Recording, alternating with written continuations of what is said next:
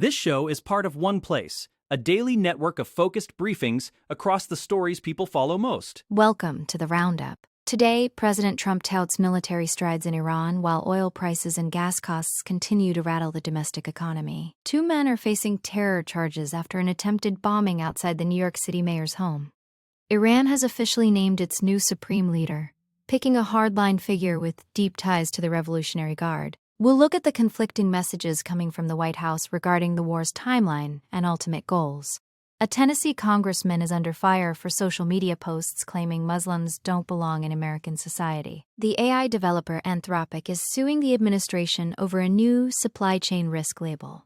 We'll hear how immigrant communities in Minnesota are building a shadow medical system to avoid federal agents. Connecticut lawmakers are considering new bills to limit ICE operations in schools and hospitals.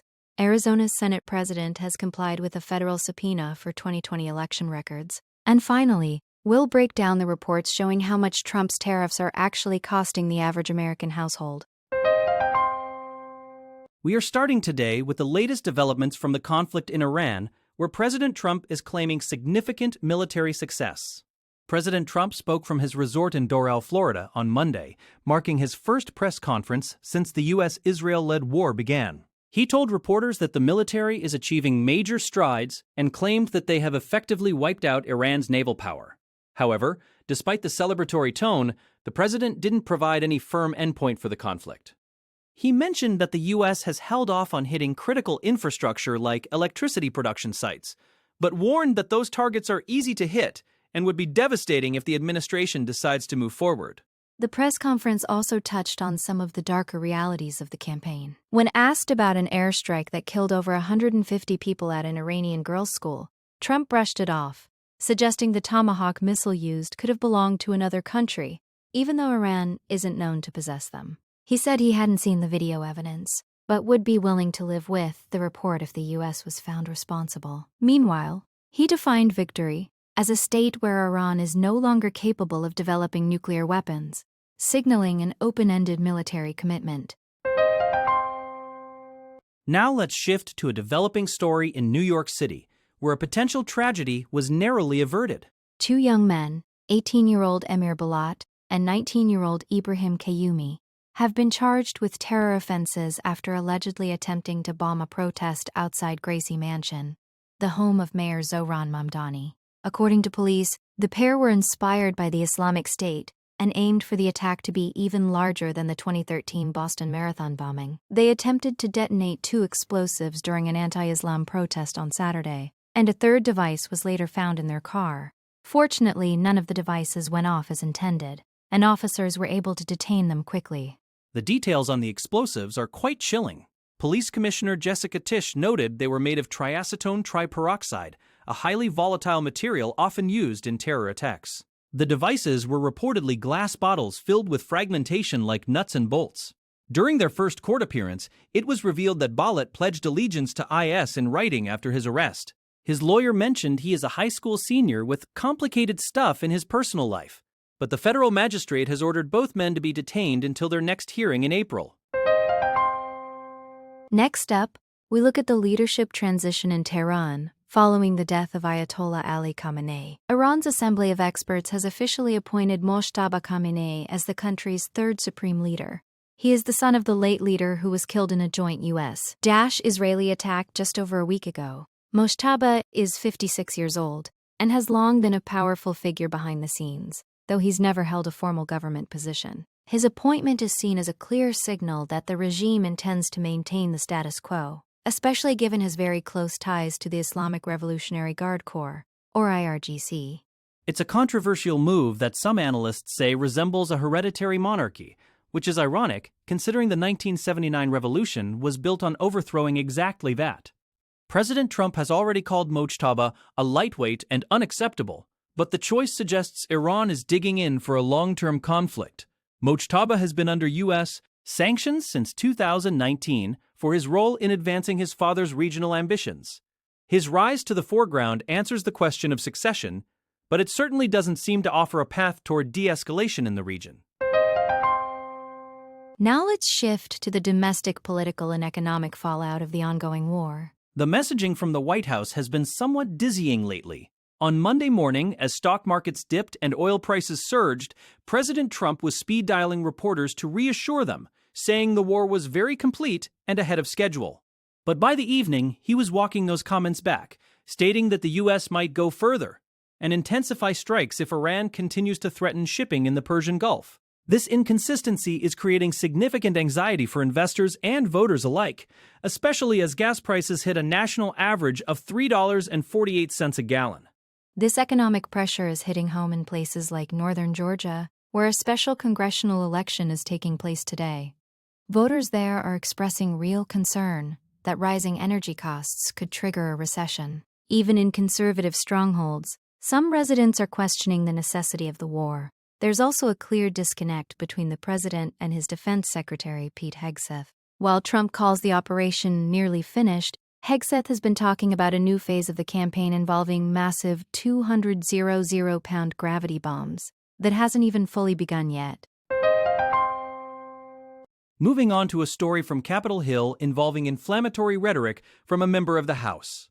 Tennessee Representative Andy Ogles, a member of the hard-right Freedom Caucus, sparked a massive outcry on Monday after posting on social media that Muslims don't belong in American society and calling pluralism a lie. This follows a pattern of similar remarks from other House Republicans, including Florida's Randy Fine and Georgia's Andrew Clyde. While House Minority Leader Hakeem Jeffries and other Democrats were quick to denounce the comments as disgusting Islamophobia, there has been very little public response or reprimand from Republican leadership or Speaker Mike Johnson. It's worth noting that Ogles has previously advocated for a Muslim ban and is reportedly planning legislation to block entry to the U.S. from several Muslim-majority countries. The lack of internal consequences for these types of statements has become a point of contention in Congress. Democrats like Catherine Clark and Yasemin Ansari have argued that such rhetoric wouldn't be tolerated in any other workplace and shouldn't be allowed in the halls of government. But so far, the GOP leadership has remained silent on the matter.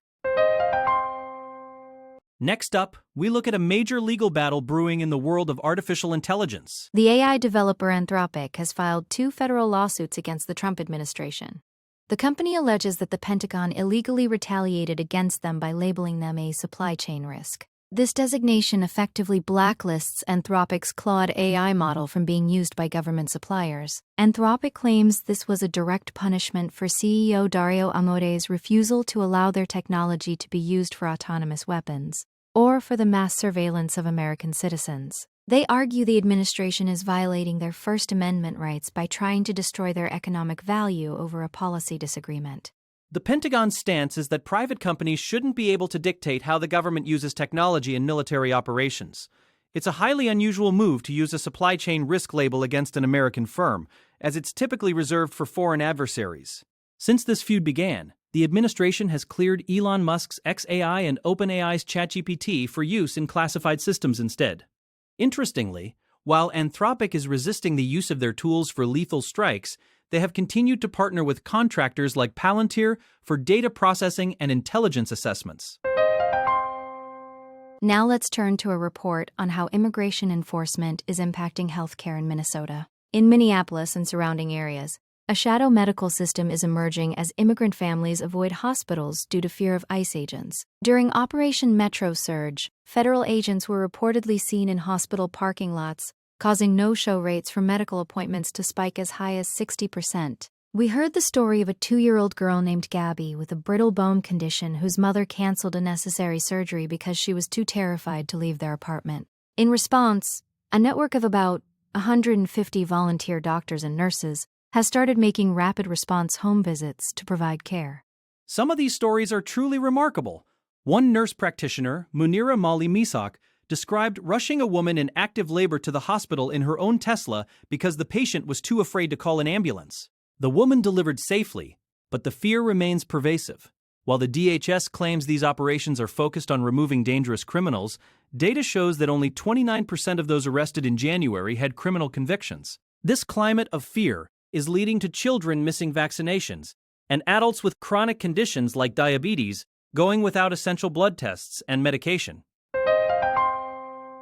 Moving on, we look at how lawmakers in Connecticut are reacting to these types of enforcement tactics.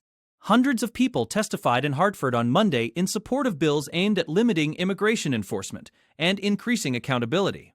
One proposed bill, Senate Bill 91, would give the state's Inspector General the authority to investigate use of force incidents involving federal agents. It would also designate schools, medical facilities, and churches as protected areas where agents cannot take people into custody for civil offenses. This comes after the Trump administration reversed previous guidance that had kept these sensitive locations off limits for most enforcement actions. There's also Senate Bill 397, which would allow citizens to sue federal agents for constitutional violations in state court. Lawmakers heard from Saifullah Khan, an immigrant who described being tased by federal agents at a hearing in Hartford. He's filed a $70 million claim, but noted that Supreme Court precedents have made it nearly impossible to succeed in federal court. While some Republican lawmakers expressed concern that these bills might interfere with law enforcement doing their jobs, supporters argue that the current system lacks the transparency and respect for rights that the public deserves. Next up, we have an update on the legal fallout from the 2020 election in Arizona. Arizona State Senate President Warren Peterson, a Republican, announced on Monday that he has complied with a federal grand jury subpoena.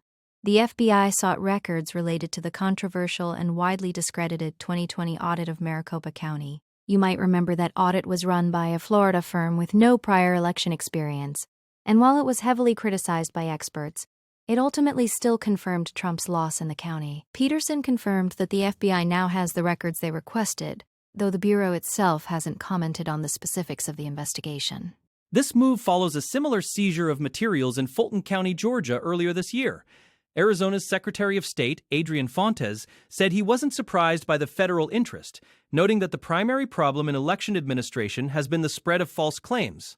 While the Maricopa County Board of Supervisors says they haven't received a subpoena yet, they have confirmed that the 2020 ballots themselves were destroyed in accordance with state statutes that dictate how long election materials must be kept. It seems the federal focus is now on the conduct of the audit itself.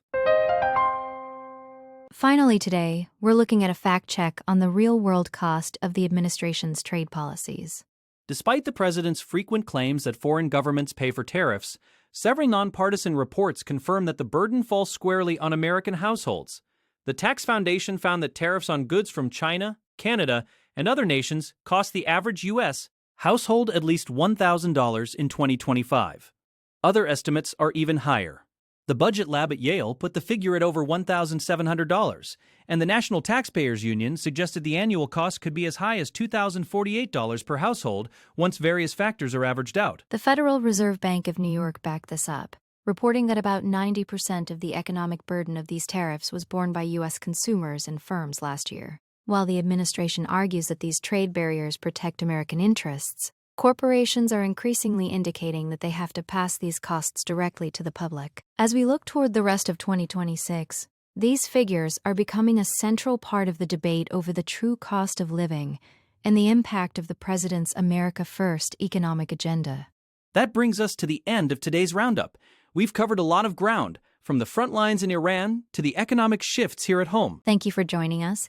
If you found this briefing helpful, please follow the show to stay updated with our daily reports. We'll be back tomorrow with more focused coverage on the stories that matter most to you. Have a great day.